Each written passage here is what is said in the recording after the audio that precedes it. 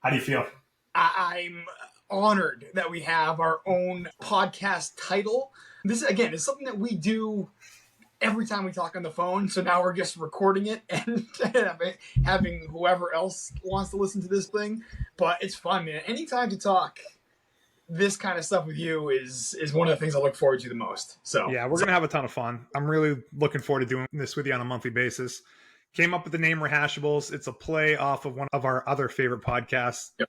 The Rewatchables, which is a movie podcast where they rewatch old movies, which is not what we're looking to do. For us, this is more of a rehash conversation of things that we've watched in the past month. So it's a little bit different, but it's a fun play off of that. I thought it would be cool, and we'll just see how this goes. Yeah. It's a completely agree. Rewatchables is my favorite podcast. I've watched so many movies based on their recommendations, and Bill Simmons and everyone at the Ringer is people we look up to. I mean, they call him the Podfather. He was the one that you looked up to the most doing podcast stuff, so it only makes sense to kind of give him a little tribute with that. No doubt. So I thought that was good. We're going to do this first Thursday, I think, of every month. We'll rehash 4, 5, 6 different things that we watched in the past month. So I'm excited to talk to you about a bunch of good stuff that I've watched recently. And we can kind of just jump into things. I was thinking maybe back and forth stuff that we watch. We have one big one that we both watched. Yeah. I don't know if that's something you want to lead with or end with, or how do you want things to go? I think we should lead with it because I thought coming into this pod, there was like a 5% chance you fell asleep in the movie theater like all night last night, and that you were going to be just doing the pod live from the movie theater. So I think funny. This is the big one that everyone's been talking about for the last 2 weeks. So I think we should just dive right into it. So yeah, and that big one is Oppenheimer. We're both big Chris Nolan fans. Seen most of his movies, maybe not his earliest movie, but have pretty much seen everything else he's done. This one was circled on the calendar early on, and I'm glad that we both made it happen, 10 days after release? It's pretty good for us. It's pretty good for us to both see a movie after 10 days of it being out. Normally it would take us forever to see a movie like that, but we made it happen. Well, see, I haven't been to the movie theater since Spider-Man No Way Home, or whatever. Is the newest Spider-Man is like No Way Home? Either way. Yeah, it might be it. The newest Spider-Man. So it's been a few years since I've even gone to the movie theater. So, quick story. It came out last Friday, a week and a half ago or so. And I texted you that morning because I was in New Jersey filming a wedding. And I'm like, hey, I think I'm going to go see Oppenheimer this morning. And you're like, I want to go see it, but it's sold out. I'm like, wait a minute, it's sold out? I'm like, I didn't even think of that. Mm-hmm. So I went online, went onto the app at 10:30 in the morning, a 10:30 morning showing. It was one seat left when I went on the app, and I ended up getting it. And going to the movie theater, the place was packed. It was obviously coinciding with Barbie. Barbenheimer was the big marketing push they've done for months. Did an incredible job. But it was just great to see the movie theater packed again in this kind of like buzz that was happening. Definitely a buzz. Yeah. What was it like for a 9:30 showing last night? We're a week and a half into it. So I knew that we were going to record this today, and my last opportunity was to go see it last night at 9:30 at night. I was bummed because I thought I'd still be able to see it in IMAX, and I actually didn't look to see what was playing in IMAX, but this was only playing at, I think, at like 11 and 2:45 at IMAX, and then everything else was a standard type movie theater. And honestly, this is one of the smaller ones, I imagine, at the theater that we go to. So there was like 4 or 5 people in the movie, but there was also a 7:50 showing, a 9:30, a 10:30, so it's still taking up multiple screens inside a movie theater. So I'm not surprised that there will only be 5 or 6 people in a night showing on a Sunday night. So definitely not that energy or buzz associated with this movie, but it was still an enjoyable experience. It was funny because, I know maybe you'll bring this up. I know you saw Barbie with the girls and everyone's wearing pink to Barbie movies. Mm-hmm. Weirdly enough, I went to this movie. There were 4 teenagers sitting next to me, all dressed in like 1950s like attire. Like they're all wearing like suits and top hats. And I was like, it was so good. I haven't been in the movie theater forever. It was just, this is where you want to see this movie. This movie was incredible. So literally we're like 12 hours from when you left the movie theater last night. So what were your thoughts of Oppenheimer? Before I get to my thoughts, do you think I fell asleep or did not fall asleep in that movie theater? Okay, so I think you went to the bathroom 3 times during it. That I'm almost positive. Just once, but just once. And I don't think you did. I think you're too amped up after the bomb went off that 3rd hour. Because did you fall asleep or no? I absolutely fell asleep. You did? So my thing is not to fall asleep at the end of a movie. Like there's no me missing the end of the movie, but it doesn't matter what movie I go I to. I always fall asleep for 2 minutes, 10 minutes. In this case, I was freaking exhausted last night. And yeah. honestly, I thought of not going, but I'm like, I need to You go. yeah. And I fell asleep.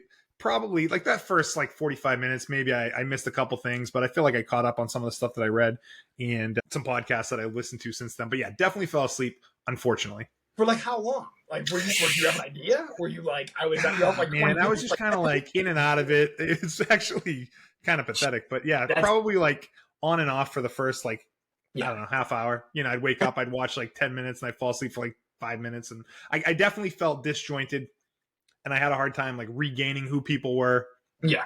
and at least at first, and then by the like the 2.5 hours, the back 2.5 hours of the movie, or back 2 hours and 15 minutes.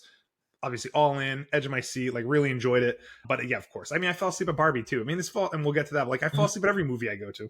You are officially dad because I remember growing up and going to the movie theaters with Yeah. dad. Dad could not stay awake. Could not stay awake. Going to the movie theaters, so Yeah. you definitely reached the dad stage. But okay, diving into the first 2 hours of the movie, I thought it moved so fast, like really well paced. Like it Mhm. was just it was like flying by, and I couldn't get enough of it. The one observation I made, there were other times I don't know if it was throughout the movie or not. There was I think music playing under the entire movie. There was a Mhm. sound like a song, like a score playing the entire time, which just made things move so fast up until the bomb went off, and then that third hour kind of slowed down. Was a little bit So, different.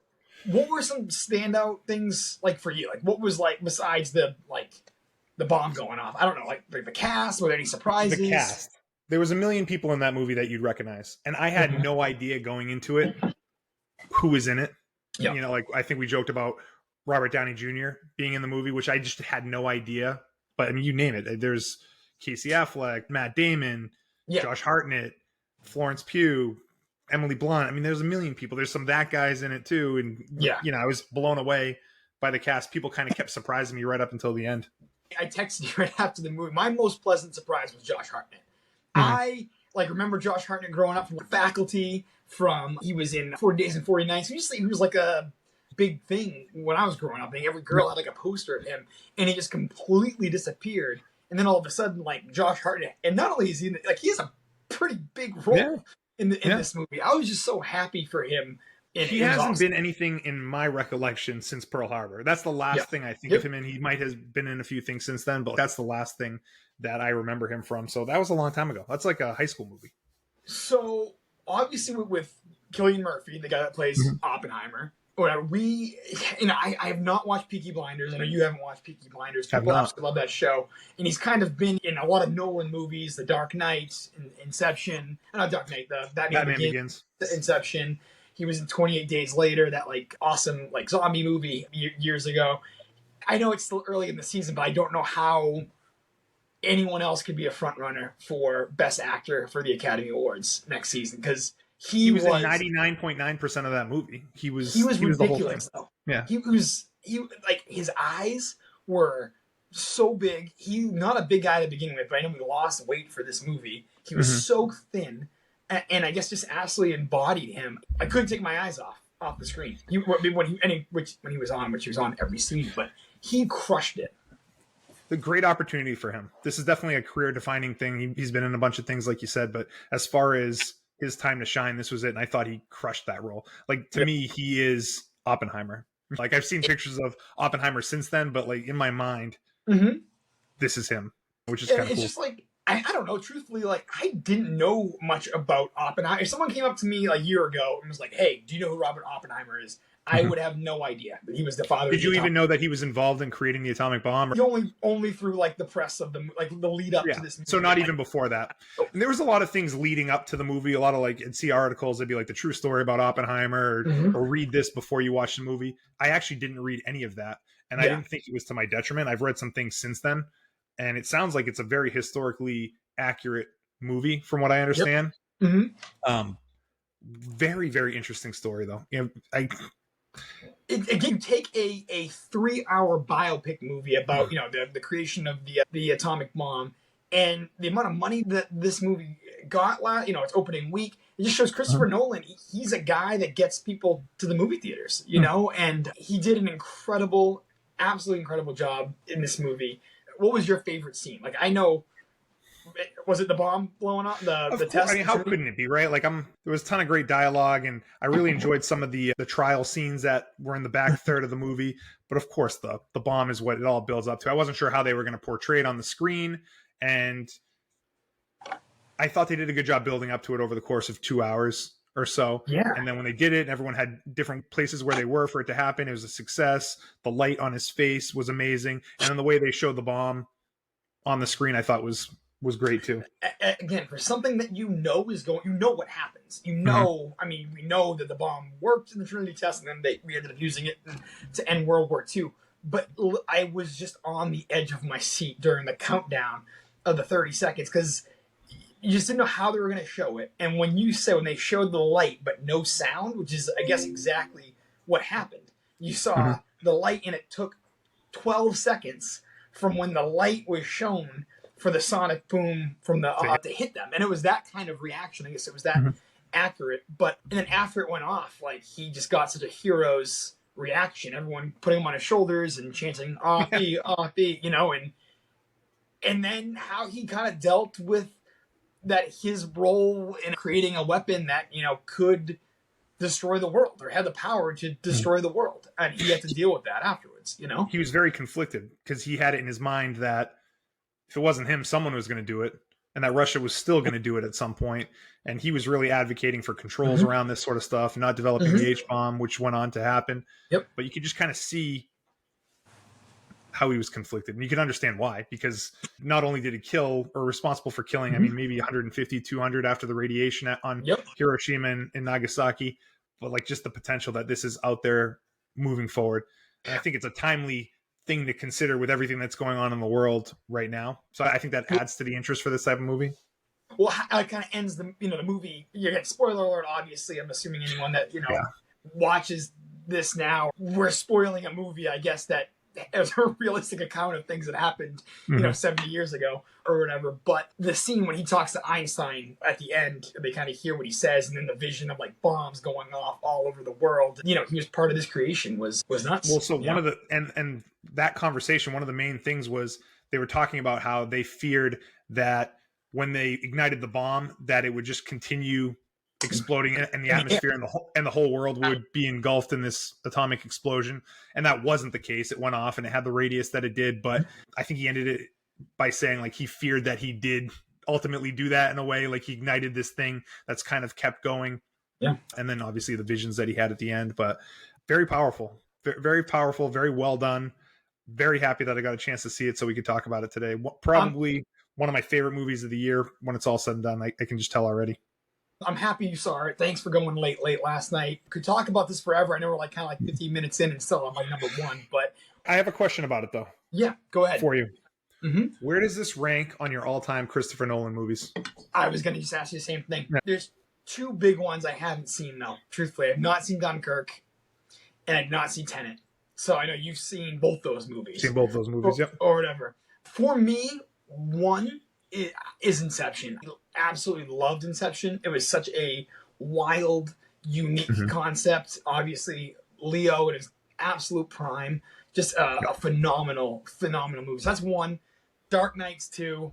This is 3. And then probably go Interstellar, Memento. But and that's like splitting hairs here. Yeah. But I would say 3. I think it's safe to say that Inception would be my number one as well. Inception was an awesome movie, man. I mean, Leo, like you said, the whole concept of it was something that's never even crossed my mind. The way it was shot, the special effects, there's a million different things that happened in that movie that blew me away at the time. Great cast, great score. The end was awesome with the spinning top. Walked away from that movie and be like, wow, that's a perfect movie. So I think that will always be number one. Yeah, Dark Knight was pretty mind-blowing at the time. How can you... Yeah, it's almost like was it 1A, 1B. Because of like Heath Ledger stuff or because of Nolan? You know what I mean? Like his performance was just so memorable. They had the whole Heath Ledger death thing going for the movie, there's no doubt, and that kind of elevated his performance and probably the standing of the movie in my mind. But it did hit on all the way it was shot. Christian Bale was a great Batman, Aaron Eckhart's a good Mm-hmm. Two-Face. Like the music, obviously the Joker performance is iconic in movie villain history. Mm-hmm. So that's probably a number 2 for me. I did not care for the third Batman Yeah. movie. Like the Yep. first one, Batman Begins was good, but anyways, that's not even in the running. And then probably this. I did see Tenet. I actually really like Tenet. I'd recommend that to people. A lot of moving parts, but it's good. Dunkirk is just okay. Loved Interstellar. That movie was basically made for me, Yeah. but I Yes. don't know that I could put it ahead. It's probably a number 3 or a number 3 or 4 with this one. So we're pretty much on the same page. But Christopher Nolan is almost like his own. Obviously, this is not a franchise. Oppenheimer is not a franchise, but Christopher Nolan movies collectively are like a franchise. So anytime a Christopher Nolan movie comes out, it's definitely high on my list to see. Absolutely. And, this movie, the big thing you're reading is there's like very little CGI in this movie. I think the stuff that Oppenheimer sees is like CGI kind of stuff, but like the bomb explosion was movie magic that he made that is real and not CGI. Someone said that was footage of the actual bomb. I don't know how he did it, but I did hear that there was some real footage that was incorporated. I don't know if I heard wrong. I think I heard that somewhere as well, that there were definitely like parts of it that be enhanced and everything, but it was just, he was adamant that he was not going to use CGI to show the bomb going off. So, yeah. Do you know what his next movie is? That's not even, like, he doesn't even work that way? I don't think it's been announced. What is that, 5 years between movies? 4 years? No, Tenet came out during COVID. Tenet came out during COVID, so it wasn't. I think it's been like 2 or 3 years. Tenet was 2020, so so 3 years. Every 3 years, I look forward to his next movie. Man, they're so good. Yeah. He's such a good director. So, on my rankings that I've been putting out on Instagram, I definitely gave it an A. Definitely recommend checking it out. If you're listening to this, you probably saw it, but in the theater too, if you can. In the theater. I know it's hard, but in the theater is the way to go, because the sound in the movie is just like, I don't know how it was in your theater, but my chair was shaking watching it. So awesome, cool. So all right, moving on from that one then. Yep. Hit me with what else you've been watching. What's the next thing that comes to mind for you? Next thing that comes to mind, it came out last year, an Apple TV original show or mini-series. I'll say it. I do know you've seen this, but we just finished the other day, was Blackbird on Apple TV. So what do you think? I freaking loved it. It was one of the better shows we've watched probably in the last year or so. Incredible performance by Taron Egerton, who kind of plays the lead guy, and just a quick man, huh? I mean, how can you not walk away? He's a star, Yeah. Just a quick synopsis of the show. So Jimmy Keene, who's played by Taron Egerton, is sentenced to 10 years in a minimum security prison before he cuts a deal with the FBI to befriend a suspected serial killer. So Keene has to elicit a confession from this guy named Larry Hall to find the bodies of possibly 18 women that he's killed. So that's the synopsis of the show. This is a true story, correct? Correct. Inspired by a true story, but I feel like there are a lot of true elements to it and stuff. And the two leads, I said, Taron Egerton and the guy that plays Larry Hall, who was creepy as all hell. His name is Paul Walter Hauser. I just looked it up. Yes. Yep. Great performance. This guy is the ultimate creepball. Great job. He's got the pronounced Burnsides, but sideburns coming down. Might be my Halloween costume coming up for October. This might just let my beard grow and just shave it to do the sideburn look that guy does. You always love that kind of look from the guy when you play the guy from Jaws. Every year will be a different sideburn style for Halloween. But I loved it. If you like kind of like murder shows, and it's a prison show with two incredible performances, I couldn't recommend this one enough too. So chilling last scene with them in that little shop. It kind of affected me. So that is a great one. And honestly, how many episodes was it? 6 hour-long episodes, and it kind of super watchable. Super watchable. Definitely worth checking that out. Ray Liotta is also in this. That was his last. I think that was his last thing. He died during not during the filming, but after it was filmed. After the filming. So a little Ray Liotta shout out. Greg Kinnear, who you'd recognize. I think he's a little bit above being that guy, but he's kind of that guy. He's in stuff. He hasn't been in things in a long time. He was kind of a big deal in the early 2000s with Little Miss Sunshine and As Good as It Gets. Yep. So I'm glad that is one that I actually watched with Tara last year. So not on my watch list for recently or in the past month, but definitely something to check out. So awesome show. Blackbird, Apple Plus, definitely check it out. All right, what do you got? Right. So next one, might as well bring it up. It's the other half of Barbenheimer, but took the girls to watch Barbie last week, and the energy that you felt going to see Oppenheimer was the energy that I felt taking the girls to go see Barbie times like 100, because besides just like four kids dressed in 50s outfits and top hats, which I think is amazing, I had a whole theater of people that were dressed in pink. It was freaking insane. Loved it. Our girls dressed up. They had their makeup on. They had Barbie shirts on. They had pink stuff. I will say, quick story. I went to take them to the movies that Saturday night, and I think I told you this. Yep. But this just speaks to how hard it was to get a ticket, because these shows would keep getting sold out, and I'm bouncing around on my app between Saturday, Sunday, Monday. When are we going to go? So I'm bouncing around between the days. I must have left my app on Sunday, bought tickets for Sunday's show thinking it was Saturday. So walk in Saturday night with my two youngest girls. We got our food, we got all our stuff, dressed up, go to sit down. Someone's in the seats. I'm like, hey, I think you're in the seats. We both looked at our tickets. Theirs was correct. Mine was for the next night. I was like, wow, I'm an idiot. And so I left, and with my tail between my legs, freaking absolutely ruining the night. Girls handled it fine. No big deal there. But then we were able to go back to the next night showing with Aubrey and Tara too. So we made it a whole family thing. But same energy both nights. Ton of people in pink. I actually thought the movie was really good. I obviously fell asleep for like 10 minutes in the first like 30 minutes, but very funny. Margot Robbie crushes as Barbie. Great pick for her. And there's just a bunch of people that you would recognize in it. Obviously, Ryan Gosling did a great job as Ken, and great message about women. There's a great monologue. Have you seen this monologue or read this monologue? I've been trying to stay away, and it's hard. You know, I've been trying to stay, because I have not seen it. I've been trying to stay away from any spoiler, because I know there's a lot of like random appearances in it, and I've heard nothing but great things. But I've tried to stay away because I do want to see this. So I won't spoil it. There's been a lot of talk if the movie's feminist, and it is, and I don't know. I don't get too caught up. I enjoyed it for what it was. I actually thought it was very funny. A lot of adult humor that was over my kids' head, admittedly so by them. Aubrey, our oldest daughter, was like, you and mom were laughing a ton. And there was a bunch of college-age girls around me that were laughing a ton, and I didn't know what they were laughing at. And it was probably, you know, in hindsight, the movie isn't for them, but they enjoyed what they could of the movie. So it was very funny, great performances. But the thing that sticks out to me was just this monologue about the pressures that women face. And you'll see it and you'll know what I mean at the time. But I think it kind of hits home for me, knowing my wife and the kind of pressure that she's on to, you know, be super mom, but super worker, and be nice, but, you know, be stern. And like, there's just all these things that it really hit home with me. And I think it hit home with a lot of people, as I've seen that posted all over Instagram lately. But when you see it, you'll know what I'm talking about. And the numbers, I mean, they made what, 150 million opening weekend? 150 million in the US last week. And then this week they made 95 million. Never mind the international stuff. So there's definitely going to be, they're talking about making Mattel a franchise universe thing, and there's probably a bunch of directions that it could go. But there's one person in the movie that was a surprise for me, a big actor who was in it. So you'll see at some point when you see it, but great surprise, very funny, added to the movie. It was just, I thought it was a home run for what it was. I think I gave it a B on my rankings, because I don't know that it's not made for me. I like a different genre of movies, but what it was, I thought was really well done, and I'd recommend it to anyone.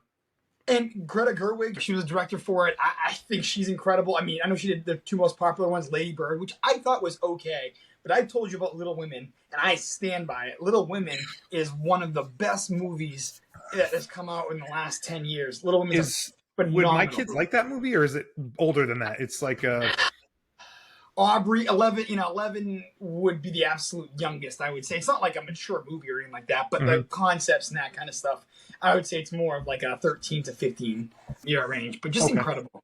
So I'm so happy it's on my list. I'm going to be seeing Barbie. But again, to like the marketing team for Barbie and Oppenheimer, and how those two movies have just helped each other out so much, you know, it was great. Was a monster weekend for them, and movie theaters haven't had that since pre-COVID, and that was great to see. That was the fourth biggest weekend at the movies ever, and I think the biggest since Avengers Endgame, which is pre-COVID. So it was definitely it was a big weekend, man. But theaters were sold out. Even last night when I was there at 9:30, the parking lot was full. Even though there was only 6 people in my theater, the parking lot of the theater, which you can picture in your head, I mean, it's a decent sized parking lot. I was surprised to see how full it was and how hard a time finding a parking spot at 9:15 at night. Awesome. Well, you completed the Barbenheimer sweepstakes by seeing both. So for you, for getting to the movie theater 2 times in the last week, that's very impressive. I know. What else you got? Next, this Netflix documentary. I don't know if it just came out a couple of weeks ago. It's called The Deepest Breath. Okay, it's You told about me about this. free diving. All right, which is Yeah. essentially people that hold their breath. They take one breath and they dive deep down. It's a competitive type sport. They Mhm. dive deep down to 100 meters, even some more than 100 meters, all on one breath, have to get this tag and come back up. I absolutely love this documentary. Watch, just watch the first 5 minutes of it on Netflix. If Yep. it does not get you after 5 minutes, then don't watch So it. it I would starts say strong. It should hook you. after first 5 minutes, I don't know how it couldn't hook you. And this is a one-part doc. It's not like One a part. three-part. It's a one part documentary that follows these two people specifically who are, one of them is just an absolute, she's a champion free diver, and the places they go is a sport that I have no idea even existed. I mean, I can't hold my breath in your pool for more than like 10 seconds at a time. Oh, And just getting a ring in the shallow end, I almost freaking pass out. So exactly. So just doing that. So if you're into documentaries, it's under 2 hours long. Again, it just came out on Netflix. The Deepest Breath. It's fantastic. Give it the first 5 minutes. love it. And Deepest breath. if you don't like it by the end of that, then I would be shocked. Did Heather watch it? She did. She's the one that actually is the one that mentioned it to me, and she said the same thing to me. Yeah, she absolutely loved it. Right. Absolutely loved it. She said She said the same thing to me. She's like, watch the first 5 minutes. If you don't want to keep watching, we'll stop. And then I watched. I'm like, well, I can't stop now. So definitely check it out, and it's on Netflix. So they crush documentaries like that. Mm-hmm. So that's my next recommendation. What I've watched. So okay.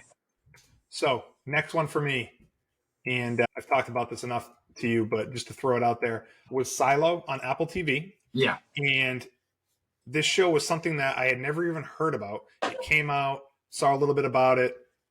Some people I follow on Twitter was commenting on it, how it's the best show on TV right now, best science fiction show, which is more at my alley. I said, okay, I'm going to watch it because I want to get into shows that are in their first season so I can kind of follow along with them as opposed to having to catch up with something that's six seasons deep. So anyways, Silo, watched it in like the matter of 3 or 4 days.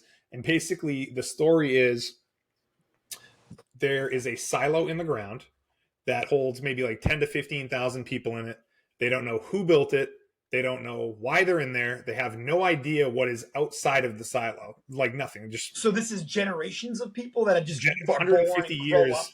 150 years that you know of. I mean, I guess that could be a lie. It could be misrepresented. And this is actually based on a book. So there is more, like the show is mapped out based on the book. But anyways, that's the idea. And there's just like law systems and political systems and the way it's really fleshed out world. You really feel like it's a real place. And there's a little bit of a drama. I will say the one thing that is like the outside is a wasteland, right?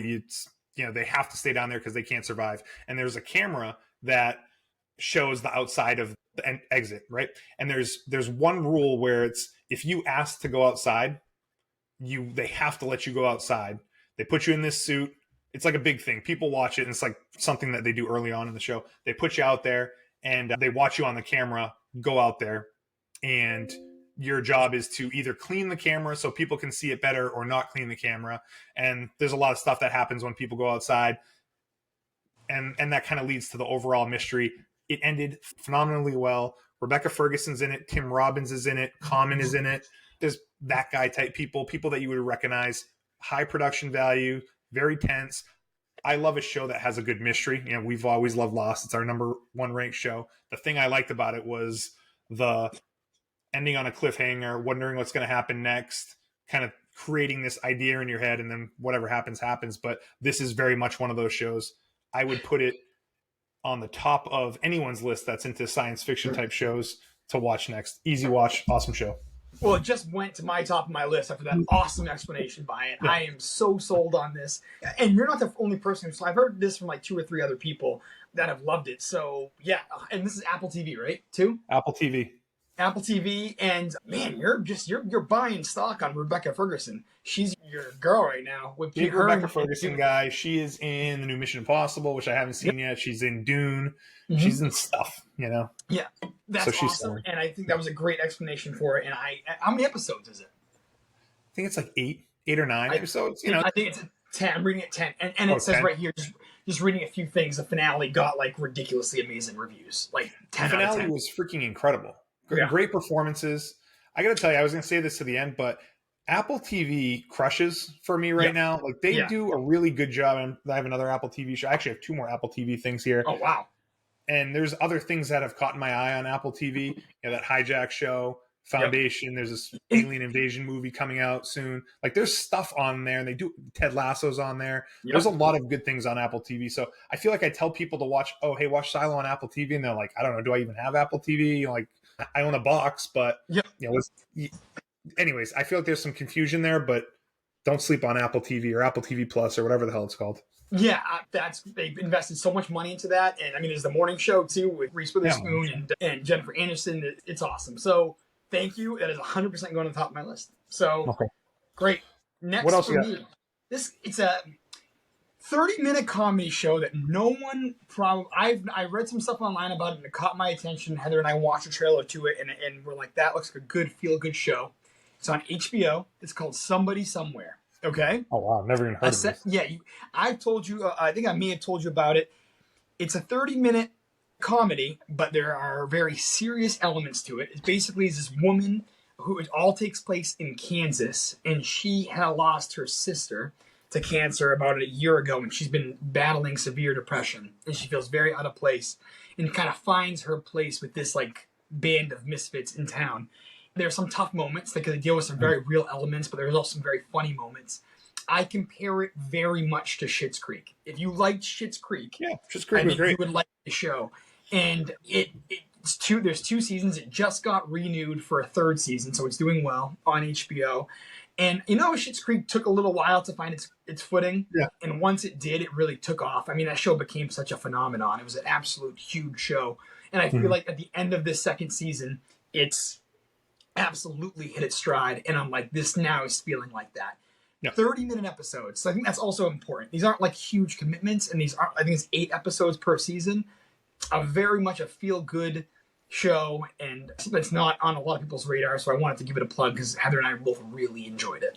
Somebody Somewhere. Okay, add it to the list. I do like a half-hour show. We've talked about that plenty in the past. It can be overwhelming when you have an hour-long show to commit to, and you have a full season or multiple seasons. So it's nice to have something you can watch with your wife. It's 30 minutes long. Bang out a couple. Exactly.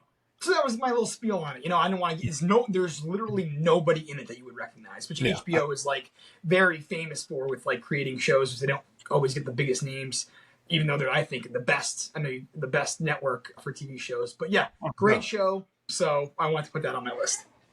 All right, love it. Next up for me is another Apple TV show, one that you kind of turned me towards, and it's called Shrinking. I did it, man. I finished it. I think I told you that offline, but Shrinking, Apple TV show. The description is a therapist, Jason Segel. Everyone knows Jason Segel from, I mean, How I Met Your Mother. Marshall. Yeah. He's a funny dude, but he's a therapist that his wife died, and he has a business with 2 other therapists. He has a daughter. There's some stress in their relationship. It is very funny, but it also talks about some very sad themes and touching themes. So it's a good combination of funny and also emotional. And I think it's 10 episodes long. Great cast though. Harrison Ford's in it. Who's the girl that you really like? Is her name Jessica Williams? I think that is her name. She is hilarious in the show. Absolutely, and I think wins the season for me. It's from the same creators of Ted Lasso, and if you like Ted Lasso, you would love this show. You guys finished it. Same kind of thing, where there are laugh out loud, funny moments in the show, but there are also like very serious moments, and like they deal with really real world elements and overcoming grief. And Jason Segel is just so damn likable. You know, he plays the same character kind of in everything he's in, but it's a great character. I'd love to hang out with the dude. He's probably an awesome guy to be around. Just seems like a good character. I mean, it's hard for me to make a judgment on if this guy's a good guy, but like he does seem to play these same kind of characters. They're a little bit goofy, a little bit off, but like endearing at the same time. People, yeah, exactly. You absolutely explained it, and it's a fantastic show that deals with a lot of like not mental health stuff, but just again overcoming grief. And man, he is awesome. I think Harrison Ford is incredible. It's kind of a different role for him. You know, he hasn't really played in a while. Harrison Ford is the thing that I'm iffy on the show, to be honest with you. Like, he's just like an angry old man kind of dickhead, and I guess it's his character. You know, it is what it is. It serves the show well, but it wasn't my favorite part of the show. But he You know goes that through an like arc. he He has an goes through arc. it. You know, he deals with some health stuff, some stuff with his daughter, and he has some funny things. But he is kind of like grumpy old man. Yes, he's not the comedy relief in the show for No, sure. He's the more serious part of it. But again, it's like, oh, it's cool to see Harrison Ford in an Apple TV show. You know, so definitely. He's awesome. old, man. How old's Harrison Ford? He's like 80. I think he's looking up right He looks now. great for 80, but he's He old. just came out the new Indiana 19. 81. Just turned 81. It's ridiculous. I won't be seeing that Indiana Jones movie. Oh, maybe I will. But I will at some points, but not in theaters. I have to. You know what I mean? Because grew up on having to watch Indiana Jones. the lowest point I've ever seen you in your movie going Yeah. life was the last Indiana Jones movie when you walked out of that theater and you were like, "What the hell did I just see?" That was the worst movie theater experience I've ever had in my entire life. Was walking out of Crystal Skull. Oh, Was that's so absolutely garbage movie. I thought I got to go back and rewatch it, I guess, but I was so depressed. So this one got better reviews, so I'm anxious to see it. Yeah. So Maybe check it Yeah. out. Anyways, I would recommend that. Good couples show. It's a short watch as well, so worth checking out. Apple TV, man. Lock it up. What's your last one? Thank you for mentioning that one. All right, I am taking a wild left turn here. Okay, so for my next recommendation, this is nothing. This came out like 30 years ago or whatever. Okay, so I'm now going in the spiel where there's a list of movies, big time movies, that I have just not seen, and I'm almost embarrassed to tell people that I've not seen. So I'm determined to make it through this list of movies. Like, for instance, this isn't it, but like, I never seen Godfather 2. Need to see. So I watched that one at one point. Platoon, I never saw Platoon. Blade Runner, I never seen Blade Runner. So these big time movies I've not seen. And most recently, the one I just finished the other night, which I thought was absolutely incredible, and it came out in, when did it came out? 1990? A Few Good Men. With Wow, Tom that's not what I was expecting from you. A Few Good Demi Men. Moore Well, Jack. and Jack Nicholson, and I was blown away by it. It was so good. And I know, again, this isn't like came out 30 years ago, but damn, was this an awesome It is courtroom. a classic. Everyone refers back to that line, "You can't handle the truth" line. Is it primarily in a courtroom? Is this a courtroom It's a based courtroom movie? Yes, I'd say 80% of it is in this specific courtroom, and it's all on this one plot of these two guys that killed another Marine member while they were training over at Guantanamo Bay. But like, did they have orders to kill them? Did they not have orders to kill them? What ended up happening? And it's just, you know, Tom Cruise recently, all it is the action movie star running and jumping off buildings, all the stuff that makes Tom Cruise awesome. This was just like Tom Cruise, young Tom Cruise, charismatic Tom Cruise in a courtroom acting his ass off and just doing incredible and stealing every scene. And Jack Nicholson, who's maybe only in 15% of the movie, just absolutely steals the screen anytime he's on. It was just like one of those movies that I'm like, I can't believe I've never seen it. I have to watch this movie. So I watched A Few Good Men, and it lived up to all the hype. So I have to maintain like a list of. I haven't seen Godfather. It's not my thing. We've talked about that before, but I've never seen this movie. There's a whole bunch of them.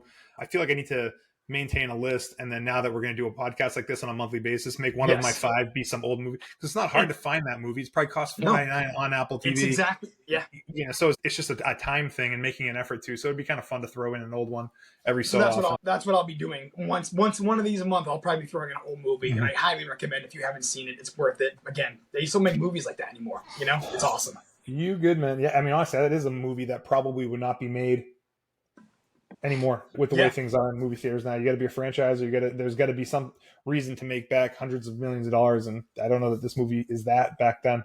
Yeah. Okay, cool. I'm just writing that down. Last one for me is a doc I might have told you about, also on Apple TV. It's the Steph Curry doc called Underrated. Awesome. I had no intentions of watching that show. For whatever reason, I did, and it just sucked me in. He has such an interesting story. So Steph Curry is a basketball player, plays for the Golden State Warriors, won 4 NBA Finals. Anyone that's listening to us probably knows who Steph Curry is. But you get to see the progression of a guy that was, underrated. You know, he didn't get any offers to play at any of these big schools, ended up playing at Davidson, which isn't too far from where he grew up. It is a Division I school, but it's not a big Division I school. There's a couple thousand people that go there. And he just looks like a little baby when you see him back then. He looks like a legitimate 8th grader playing with these kids, baggy shorts, but man, was he good. And to see what he did at Davidson and then to see what he did into his NBA career, it's actually kind of mind blowing because he's played himself into, I don't know, being a top 10 or 12 player in NBA history. Definitely the best shooter by a mile, by a mile. So it's so funny that you mentioned this because he's literally because I remember years ago I talked to you about this the other day. You weren't the biggest Steph Curry fan back in the day. No, I wasn't. It's funny how I think we were joking around how I made a 180 on this guy and he might be the biggest 180 I've ever made in my life on someone, and that's up there except for one other guy that we joke about. But with him, he used to hit a shot, he'd fall down, he'd put his mouthpiece sideways in his mouth, he'd shrug and act like he just did the best thing ever. And I don't know what it is, man.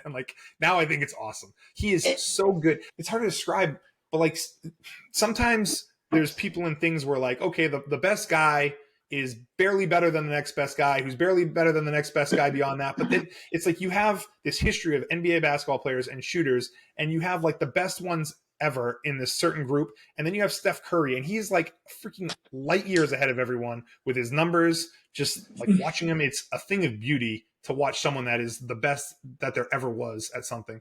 And so I've really grown to appreciate him. Did the documentary follow his last season, or was it just about his life, or was it Last Dance-ish where it bounced back? It was Last Dance-ish. It's weird to say Last Dance-ish. I know, yeah. In the sense that it flashes back, but it kind of runs parallel with the present season, and he's kind of going back to get his college degree at Davidson during this period of time. So he kind of graduates from Davidson at this point last year, but also is into the season, and they kind of end it with his run against the Celtics, which obviously is bittersweet to see. But he had a game in that finals that was just unlike anything I had ever seen before. He had a 43-point game 4, and guy was on another level. He's the one guy in the league that when he beat the Celtics, I'm what can you do? You know what I mean? For me, more than LeBron, more than KD, it's you just have to take your hat off and be you're unbelievable. That game 4 in Boston it literally was a knife in our heart because the Celtics ended up losing because of that game. And we were up 2-1, so yeah, we were in a really good position. But after that game, it kind of changed the whole thing. But the idea of him being underrated is very interesting because his dad played in the NBA, and so maybe you wouldn't think a guy like that would be underrated. But he's just so small and undersized, and to see a guy with his body type come in and have the success he had, it was just a really fun doc. It was easy. It wasn't multiple parts. It was one part, maybe a couple hours. Watched it in chunks and just enjoyed it. I mean, he had a normal college kid experience, which was interesting for me. Mm-hmm. You have these guys that are lottery picks. They go to college, they play for 1 year, they probably don't go to class. Everything's kind of fake so they can play basketball. But he went after his junior year, so he had 3 years at Davidson. And if you're going to do 3 years anywhere, you have to do it. There was stuff of him taking tests and going to classes and making videos with other people. And, he was, at the time, he was just a really good basketball player that played at the school. And people knew who Steph Curry was, but then he goes on to be one of the best there ever was. You got four rings, right? Yeah, 4 rings. And he's probably not done. I mean, last year they kind of went on that run, and this year they got Chris Paul. He's very likable. He's very likable. His wife is very likable. He's got his son is everywhere. That's kind of his daughter. He has 2 daughters and a son. Yeah. Yep. He seems like a good dad, genuinely good person, which is always nice. Mm-hmm. So it's nice to see someone like him succeed. And I think if you watch this doc, you'll have a different point of view of him. Did you see his hole-in-one the other day? Did we talk about this? Yes. Yeah. And he's also a ridiculously good golfer. Really good golfer. And that was did he win that tournament? I don't know if he won the tournament, but he's a low single-digit handicap, and it was some type of pro-am type thing, and he hit a hole-in-one on a par 3, and he sprinted down the hole and was just jumping, and people were going nuts, and it was kind of cool to see. He's freaking incredible. Oh, that is one that's 100% now on my list too. And you're right, man. Apple Plus subscription is going to be going through the roof after listening. Yeah, after to this, hopefully I can get a cut and try to get him to sponsor the pod. That's awesome, pal. Well, good. That's a great list. So we have a solid list. 2 solid lists to start with. 1 overlap on Oppenheimer. I saw Barbie, Shrinking, Silo, and the Steph Curry doc. You saw Oppenheimer, Blackbird, Deepest Breath, Somebody Somewhere, and A Few Good Men. Solid stuff. A fun first podcast to talk about. Kind of went exactly how I would have thought.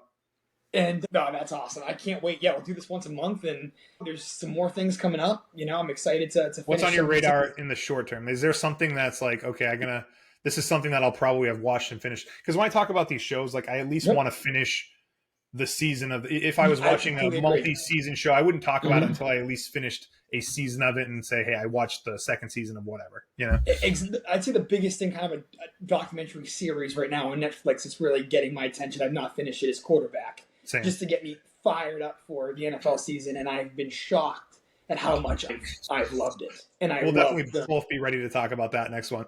And that'll be good going into football season, but that's probably number one on my list. And number two is Invincible, which is a superhero cartoon show, which I don't know if I'll be talking about, but probably one of my favorite things to watch. So I don't know if I'll be able to watch that one there. It didn't hook me the first time. Might give it another shot. I think I might try to see the Mission Impossible movie. I don't know if it's going to happen, but I do like Mission Impossible. So maybe I find a way to see it, So definitely, this is definitely making me more determined to watch even more stuff. So I'll be kind of chipping away at things. We did start The Bear the other day too, and people have talked a lot about that. I have a feeling we get at least through one season before next time. So maybe that'll be there. And we talked about too. I know the Emmys are coming in September. The categories are stacked, so there's so much good stuff right there. And The Bear was one of them that is getting a ton of buzz. So so we can do our normal podcast, beginning of the month, recap the past month, and then we talked about doing an Emmy special where we run through the categories. I think that'd be a lot of fun too. So we'll do that next month before the Emmys. I think you said the Emmys were on September 18th. So give us a little bit of time to do that, but I would love to do that. We'd have fun. Awesome, bud. Hey, thanks for inviting me on. It's a good reason to chat, movies, TV shows, and all that good stuff on here, So looking forward to the next one. Love it, dude. Rehashables, episode 1 in the books. So good work. Lock it up. Thanks, buddy. All right, pal. Talk to you. All right, see you.